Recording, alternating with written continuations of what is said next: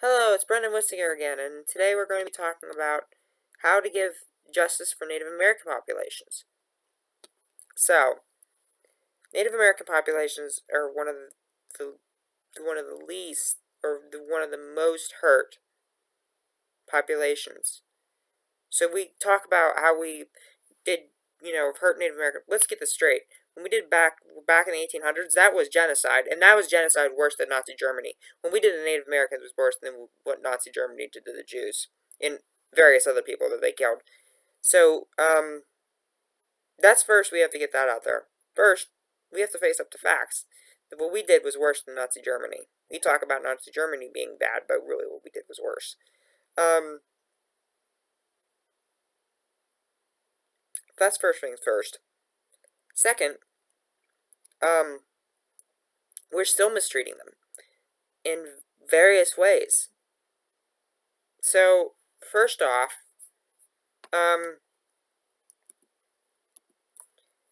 Native Americans are more likely to be incarcerated. They're more likely to be shot by police. They're more likely to, yeah.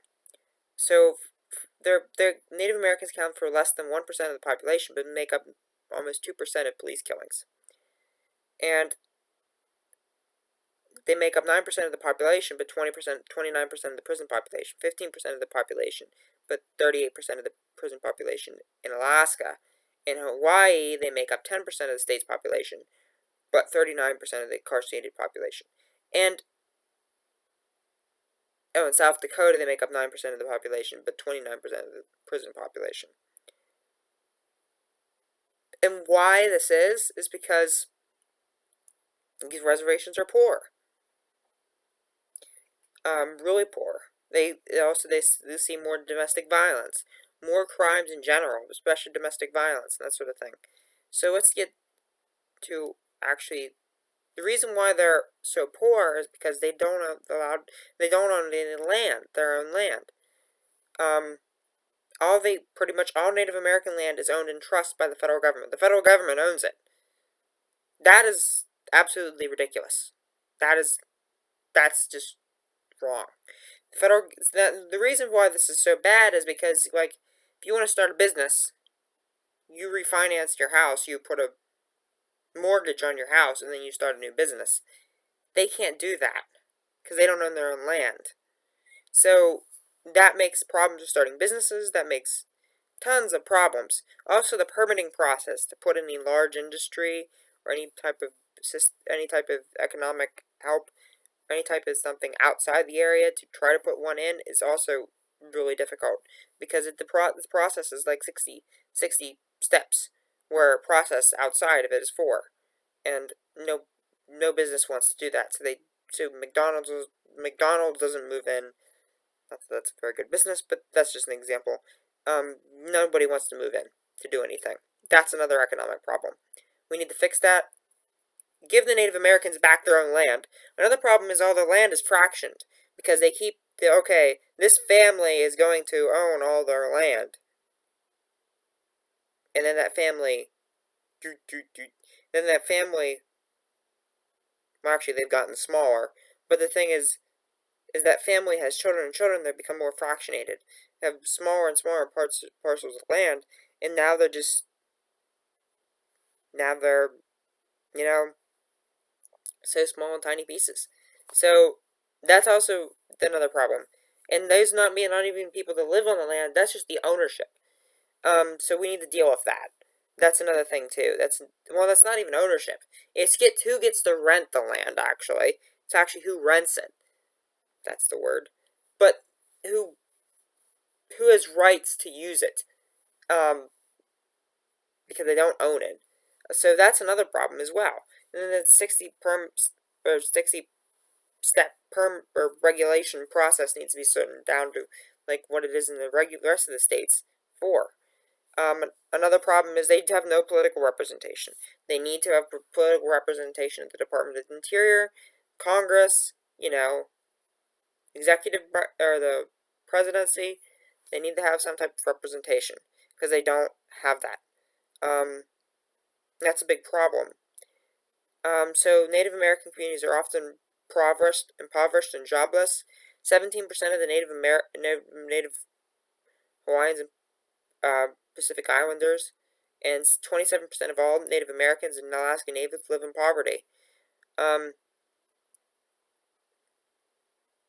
In Native Alaskan communities, where 22% of, or where on Indian reservations and Native Alaskan communities, where 22% of Native people live, excuse me, three of the five poorest counties in the U.S. and five of the top 10 encompass Sioux reservations in North and South Dakota. In Standing Rock Reservation, the poverty rate is almost 34%, or 43%, excuse me, 43%.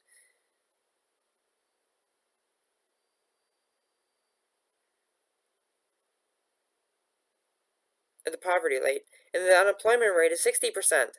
That's absolutely astounding and ridiculous.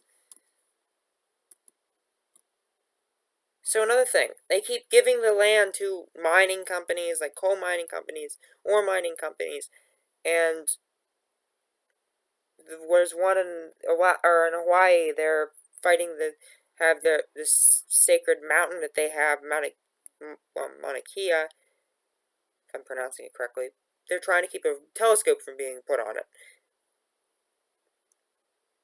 We need to stop we need to give Native American tribes their sacred lands and allow them, and only them, to use eminent domain on their lands. Only them. They should be the only ones to have eminent domain powers on their lands.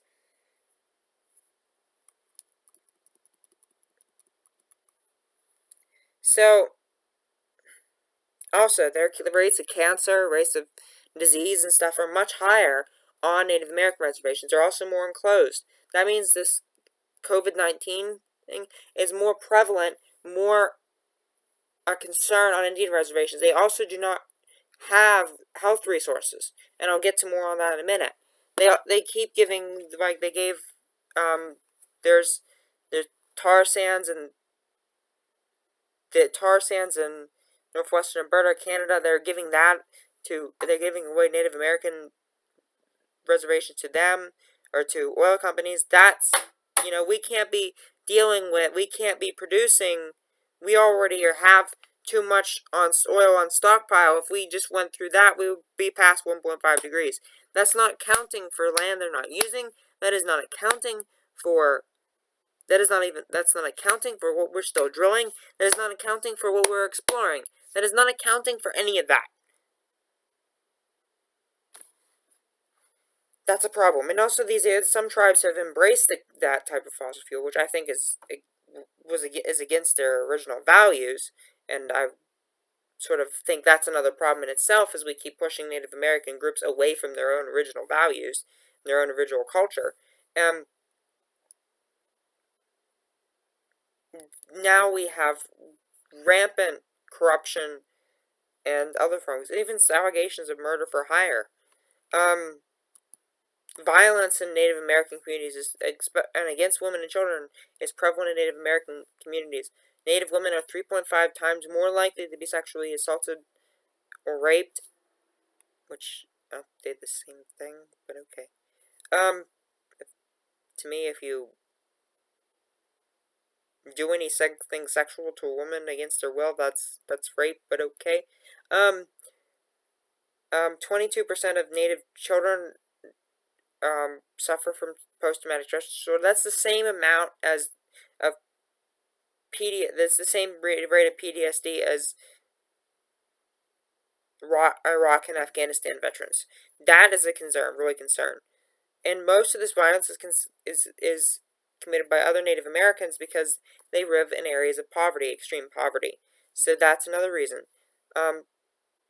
They do not have the right to sue non-Native Americans for doing crimes or reservations.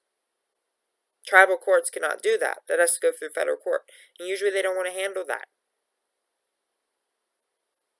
That's another problem. If you're on a Native American reservation, you do a crime on a Native American reservation, they should be able to prosecute you. Also, our education system for Native Americans is failing is failing Native American students. Only 51% of Native Americans graduated high school. And Native Hawaiians, only 70% of them did. That's a big concern. You know, the education rates are not good and the schools aren't good. So that's another thing. One thing I think we should do is, first, we should get rid of the stupid system of school taxes and redo it so everything, each state pulls all of its resources, including on Native American reservations, and gives it out to all the schools based on how many people are in the schools, rather than, income of that community determining the future of that community. I think that's wrong. That's just not a fair way to do it. That's big problem. Second of all, we need to create a service for Native education service for Native Americans. That's another thing. And we also need to fix our education system nationwide. And we need to give more funding to schools. Also, their healthcare system, the Indian Health Service is what's supposed to help them with their healthcare. They're not very well funded. They're extremely inadequate funding. All Native American agencies really should be named Native American, like Native American Health Service, Bureau of Native American Affairs, instead of these Indian old terms that, that are not, that are sort of prejudiced. And we should also focus on reform. We should also focus on another thing. Native Americans aren't eligible for the ACA. They're not eligible for the Affordable Care Act because of the Indian Health Service. But even though it doesn't have adequate funding, and they don't have very many health centers because there's not enough funding to keep them going. That's another problem. Again, another problem. They do not have health insurance. And even if it did, does the Indian Health Service provide much health insurance? Not really. So we need to have health insurance for them. And most of them are living in poverty. 40% of Native Americans live on the reservations in substandard housing. That's another problem. A lot of houses are falling apart. They're overcrowded. Less than 16% have indoor plumbing.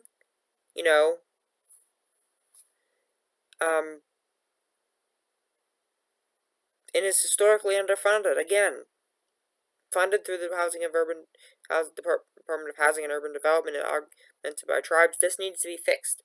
So we need to fund more of that. We need to fix their housing. They don't receive adequate health care, and they have high rates of diabetes, obesity, substance abuse, HIV, and sexually transmitted diseases because of all the problems of their economic problems and all of the, healthcare problems and the crime rate and all that.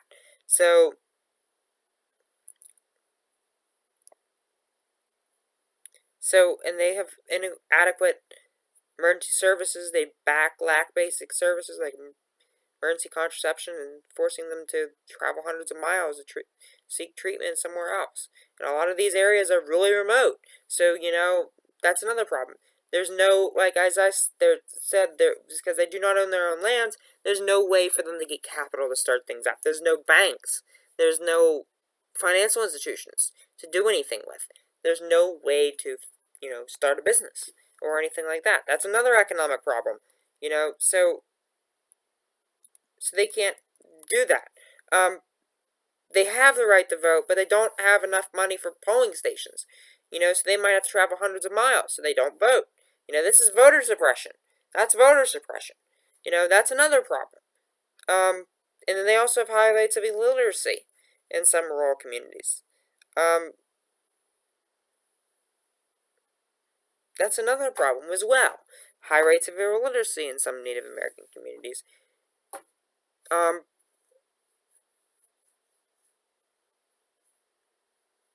Some areas there hasn't been public education until very recent years, like in Yupik, Alaska. So they need to fix all of that. Epidemic of youth suicides.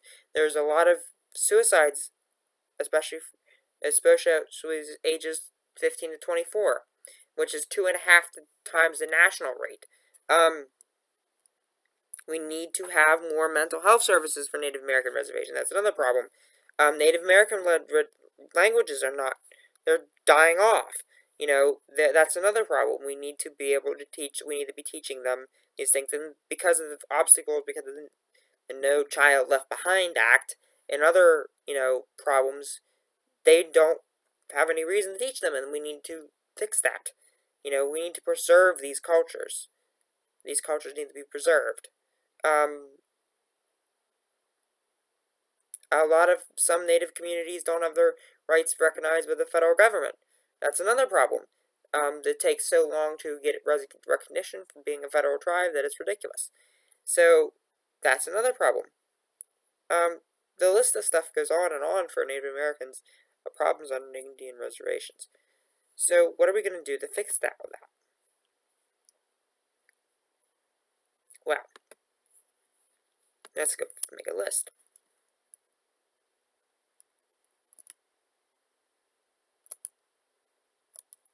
So, have the federal government, first off, we're going to talk about a little bit of political stuff. Have the federal government back off from the affairs of tribes until it has a mix of federal and state attributes. So, basically, what I want is there to be a mix of federal-state attributes at the federal level and at the tribal level. So I want there to be a mix of local and state government powers. The federal government on tribes to be a mix of state and federal powers. So there's some defining line of who does what.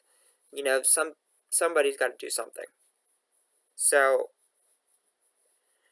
there's some defining line of who does what on the reservations. Create under the Executive Office of the President a National Commission on Native American Affairs.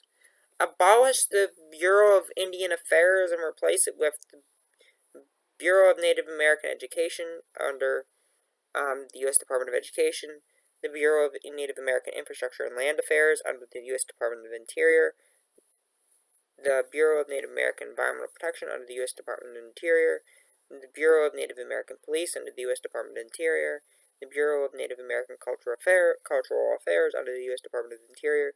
Change the name of the Indian Health Service to the U.S. or the Native American Health Service, and give Native Americans one representative and one senator in Congress. Not necessarily do they have to vote, but something to represent them. Allowing tribal courts to prosecute non-tribal individuals. Abolish all rules concerning Native American land and replace them with this set of rules. All lands within current boundaries of Native American reservations will be owned by Native Americans, or identities allowed by Native American or by tribal governments, or sold to by Native Americans. The federal government doesn't allow these or doesn't own these lands except for like federal building, federal property, that sort of thing. Just what normally would be federal property on the lands will be returned to Native Americans who currently live on those lands, and a Native American census will immediately be done to determine who lives where. And where people currently live is where property lines will go, no matter what the actual regulations and laws dictate. Federal government will try to restore tribal reservations to larger size, give more land to them in these areas, and non-natives can own land with.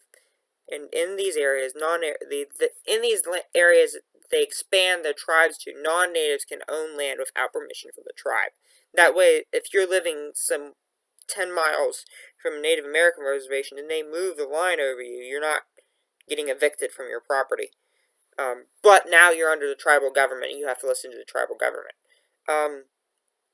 The federal government will try to return some of the tribe's original land they were forced off of. For example, Cherokee. They originally were in Florida. We need to give back some of their land in Florida. Allow them to have some of that, though I don't know how that long it's going to last. With sea level rise, of course, it's probably not going to last long.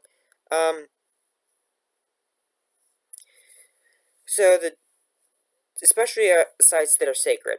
The tribal government controls the area of the reservation. The tribal government has the powers of a local government and some powers of a state government. A federal or state government has no right to use eminent domain on tribal lands without the express permission of the tribe or the tribal government. That's an important thing. We got Standing Rock and Standing Rock, where they're using eminent domain for something they shouldn't be using eminent domain for. You should not be using eminent domain on an Indian reservation or Native American reservation. Actually, it's not even eminent domain because technically the federal government owns it, but now they don't own it, so they cannot use that. The only people that should decide what happens to native lands on Native American reservations is Native Americans themselves. So, regulations involving tribal lands will be abolished completely, and a 4-step process created. That's the deregulation thing, the 60-step deregulation thing. Native Americans have the same rights, privileges, and as normal U.S. citizens. Native Americans apply for anything that any U.S. citizen would be able to apply for, be eligible for according to the income and eligibility requirements. You know, being on a reservation should not stop them from being eligible. Native Americans can sue in any federal or state can sue any state or sue any identity in federal or state court. States can provide services to Native Americans.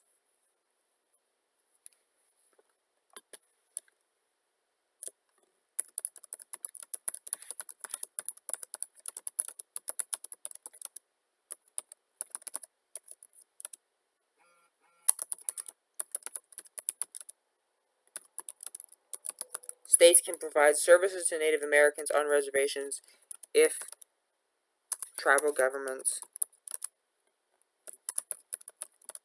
give permission. Crime. So, on crime, let's bolster and increase funding for the Bureau of Native American Police, which is the Bureau of Indian Affairs Police. Give Native Americans all the same services as U.S. citizens. Allow state police services to reservations if tribal governments ask for the assistance. That's important. If they don't ask for the assistance, no, you can't do that. But if they do, okay, then yeah.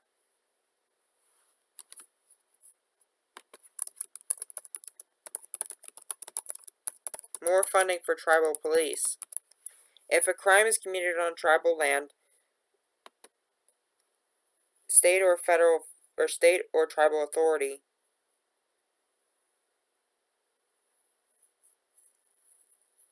if if if a, if a tribal crime is committed on a tribal land, tribal authority is in charge. If the federal crime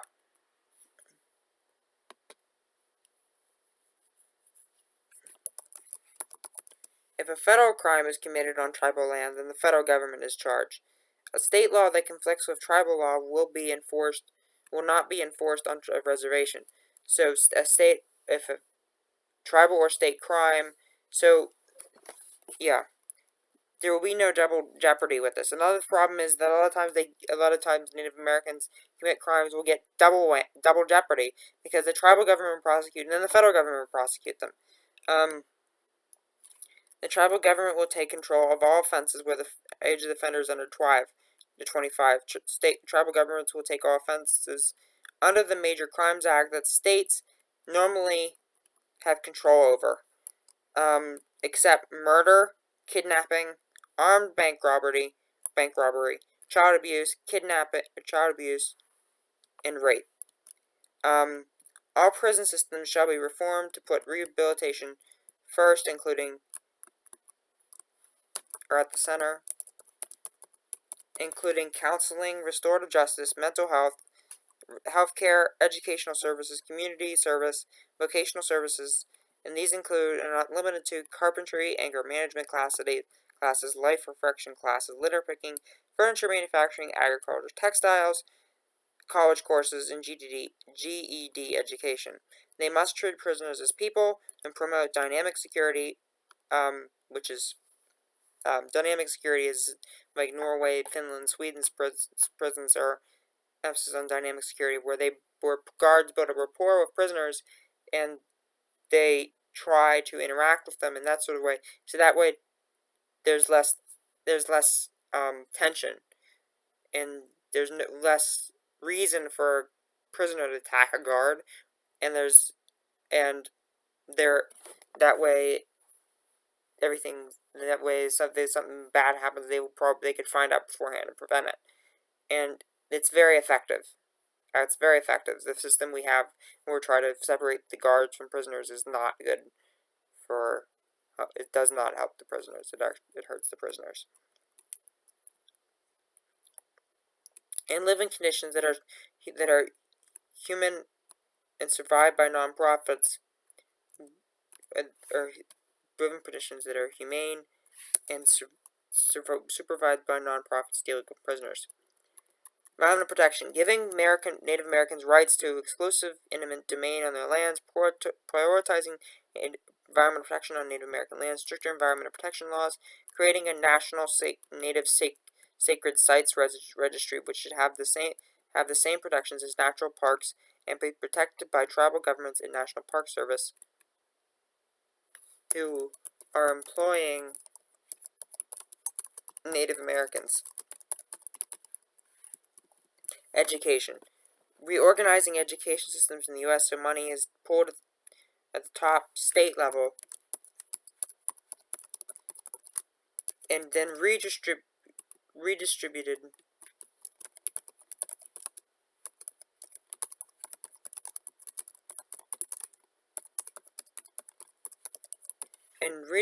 to school districts equally by the number of students they have. More funding is given to Native American schools, creating a Bureau of Native American Education under the U.S. Department of Education. Rewriting No Child Left Behind, ending mandatory tests, and giving funding and resources to teaching native tribal languages. And also more broadly fixing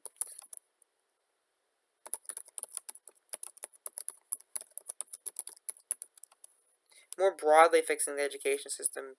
I'm not going to go full into that because it's not what the main thing about this is. So, creating a Bureau of Native American Housing under the U.S. Department of Urban Development to create more housing on reservations, allowing all Native Americans on reservations access to the ACA and Medicare and Medicaid, expanding funding for the Native American Health Service, which was the Indian Health Service, streamlining federal Native American recognition process and making it easier, and recognizing Native Hawaiians, aid to tribal communities for healthcare, infrastructure, education, and other needs. So I would give for healthcare $7.14 billion, for mental health service $7.14 billion, policing $7.14 billion, juvenile justice $7.14 billion. That's another thing. A lot of the Native American reservations do not have a juvenile justice system, so they get thrown in with the adult correctional system. Infrastructure $7.14 billion, education $7.14 billion, housing $7.14 billion, financial startup capital $4 billion, election services $850 million,